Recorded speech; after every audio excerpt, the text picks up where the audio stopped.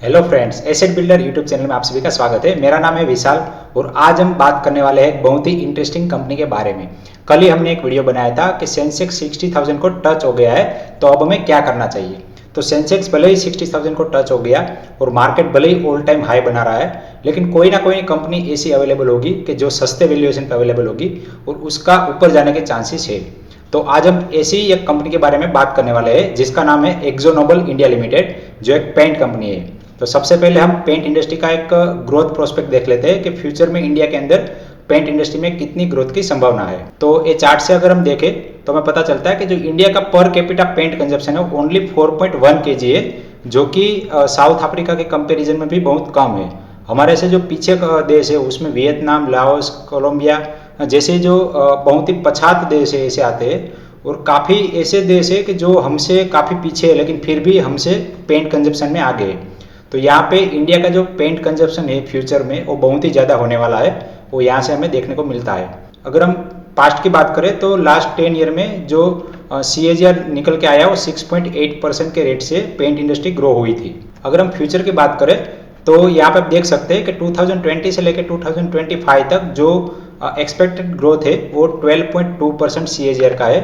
और अगर हम डेकोरेटिव एंड इंडस्ट्रियल पेंट की बात करें तो वहाँ पर भी 8.3% का यहाँ पे ग्रोथ होने की संभावना है।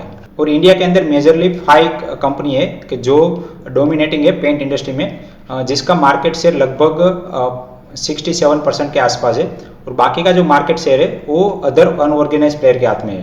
तो यहाँ पे जो सबसे ज़्यादा मार्केट शेयर है वो एशियन पेंट के हाथ में है 42%। उसके बाद है बर्जर पेंट जिसके पास 12% शेयर है, और उसके बाद है Kansai Nerolac and Akzo Nobel. तो एक्जो नोबल के पास यहाँ पे 5% मार्केट शेयर है इंडिया के अंदर। तो इंडिया इतना बड़ा कंजप्शन वाला कंट्री है कि यहाँ पे ओनली 5% मार्केट शेयर भी बहुत ही ज्यादा मैटर करता है। तो एक बार हम एक्जो नोबल इंडिया की वेबसाइट पे जाके देख लेते हैं कि कंपनी का क्या क्या प्रोडक्ट है। तो एक्जो नोबल इंडिया की वेबसाइट देखेंगे तो इसके होम पे जाएंगे तो इसका जो मेन ब्रांड है वो है डुलक्स करके इसका पेंट आता है, जो आपने कभी ना कभी अपने घर में करवाया होगा।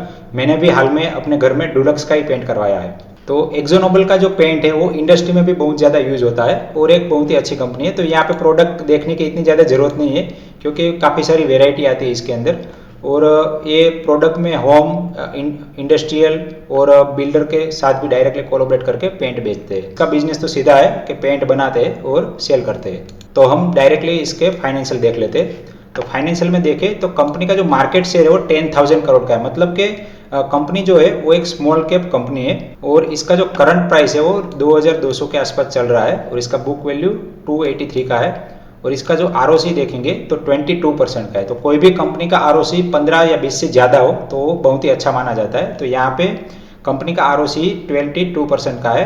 कंपनी का जो प्रमोटर होल्डिंग है वो 75% है। तो सेबी की गाइडलाइन के हिसाब से प्रमोटर के पास 75% शेयर होने चाहिए, उससे ज़्यादा शेयर अलाउड नहीं है। तो यहाँ पे प्रमोटर ने लगभग पूरा होल्डिंग अपने पास लेके रखा है। और यहाँ पे डेट टू इक्विटी की बात करें तो कंपनी के ऊपर ना के बराबर डेट है, ओनली 5% डेट है, जो कि नेग्लिजिबल डेट है। तो फाइनेंशियल तो बहुत ही अच्छे है। अगर कंपनी का पीयर कंपेरिजन करें तो यहाँ पे आप देख सकते हैं कि कंपनी का जो पी है वो 33 का है, और उसकी कंपेरिजन में Asian paint, Berger paint, Kansai Nerolac और बाकी सारी पेंट कंपनी है, इवन के युग डेकोर करके एक माइक्रो कैप कंपनी है, उसका पी भी 95 है, लेकिन एक्जो नोबल का पी 33 चल रहा है। तो यहाँ से हमें पता चलता है कि कंपनी का जो वैल्यूएशन है काफ़ी लो है, लेकिन कभी कभी क्या होता है कि लो पी वाली कंपनी खराब भी हो सकती है। लेकिन यहाँ पे हम एक बार देख लेते हैं कि कंपनी का जो नेट प्रॉफिट है वो 200 करोड़ का है लास्ट 1 ईयर में, और कंपनी का जो क्वार्टर सेल है वो 600 करोड़ का है। तो यहाँ से हमें पता चलता है कि कंपनी का पी भले लो हो लेकिन कंपनी का जो परफॉर्मेंस है उतना ज़्यादा खराब नहीं है, कंपनी का परफॉर्मेंस अच्छा ही है। अगर इसका कंपैरिजन हम एशियन पेंट के साथ करें तो एशियन पेंट का लास्ट 1 ईयर का जो रिजल्ट है उसमें नेट प्रॉफिट था 3,000 करोड़। तो इसकी कंपेरिजन में 15 गुना इसका नेट प्रॉफिट था, लेकिन सामने अगर इसका हम मार्केट कैपिटलाइजेशन देखें तो इसका मार्केट कैपिटलाइजेशन एशियन पेंट का 30 गुना है, मतलब कि कंपनी जितना गुना उसका प्रॉफिट होना चाहिए उससे डबल महंगी है। तो एशियन पेंट के कंपैरिजन में एक्जो नोबल आधे वैल्यूएशन पे अवेलेबल है। अगर कंपनी का हम ईयरली प्रॉफिट एंड लॉस देखें तो यहाँ पे आप देख सकते हैं कि कंपनी का जो प्रॉफिट है वो 50 था, फिर 460, 295, तो कंटिन्यूसली अप ट्रेंड में ही है।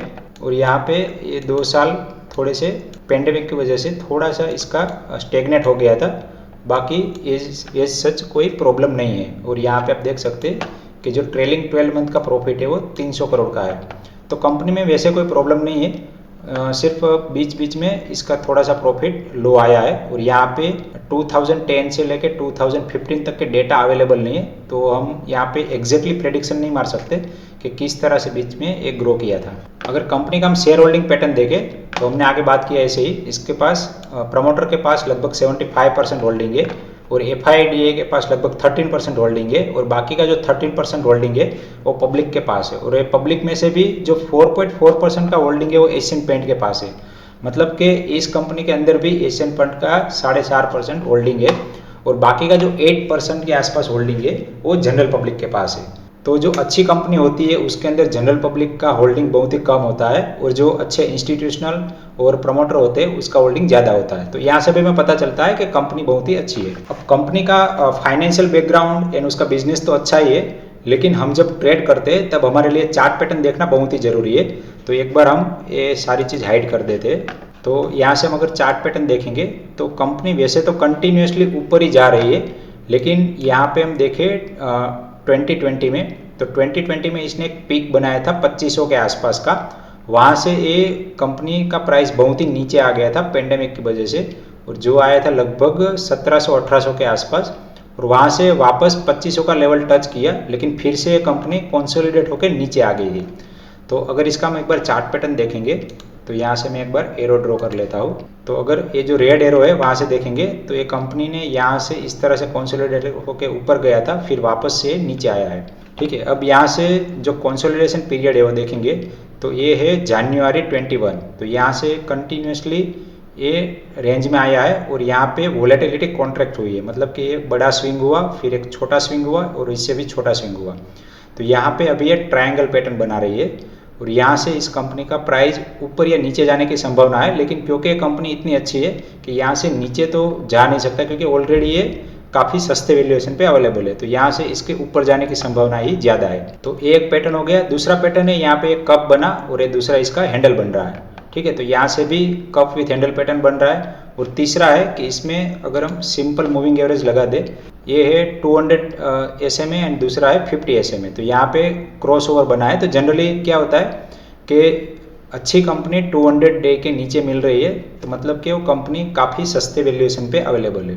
तो यहाँ पे अभी एक्जोनोबल 200 के नीचे अवेलेबल है, मतलब कि बहुत ही सस्ते वैल्यूएशन पे अवेलेबल है। तो अगर हम इसका पोटेंशियल गेन देखें यहाँ से इसका इमीडिएट जो गेन है वो यहाँ तक आ सकता है, जो 13% का है। और अगर इसका हम ये लॉन्ग कंसोलिडेशन वाला जो टारगेट है वो देखें तो कोई भी कंपनी जितना लॉन्ग कंसोलिडेट करती है और कंसोलिडेशन में जितना इसका डेप्थ होता है उतने डेप्थ तक तो ये ऊपर जाती ही जाती है। तो यहाँ से अगर हम इसका डेप्थ देखें तो ये इसका डेप्थ था टोटल, और ये डेप्थ से इसका कंसोलिडेशन अगर ख़त्म होता है यहाँ पे, और यहाँ से अगर ऊपर की हम संभावना देखें तो ये कंपनी यहाँ तक जा सकती है और इसका जो टारगेट बन के आता है वो यहाँ तक बन के आ सकता है 3200 के आसपास, जो 30% के आसपास का टारगेट बनता है। तो ये जो टारगेट है वो यहाँ से अगर हम इसका करंट प्राइस से टारगेट देखेंगे तो ये जो टारगेट है वो है 46% का, और ये जो इमीडिएट टारगेट है उसको अचीव होने में लगभग 2 to 3 मंथ लग सकते हैं, और ये जो बड़ा टारगेट है उसको अचीव होने में ज़्यादा से ज़्यादा 1 साल लग सकता है। तो 1 साल के अंदर आपको 46% का गेन, मतलब बहुत ही ज़्यादा गेन है। अगर आप हाल की डेट में FD के रेट देखें तो 5.5 से 6% के आसपास चल रहे हैं, तो उसकी कंपैरिजन में आपको यहाँ पे 9 साल का रिटर्न सिर्फ 1 साल में मिल जाएगा। लेकिन यहाँ पे मेरा एक डिस्क्लेमर है कि ये जो मैंने एनालिसिस किया वो only and only educational purpose के लिए था। यहाँ पे मेरा आपको बाय एंड सेल का कोई भी रिकमेंडेशन नहीं था। किसी भी कंपनी में इन्वेस्ट करने से पहले आप अपना एनालिसिस जरूर कर लीजिए और उसके बाद ही किसी कंपनी में इन्वेस्ट कीजिए।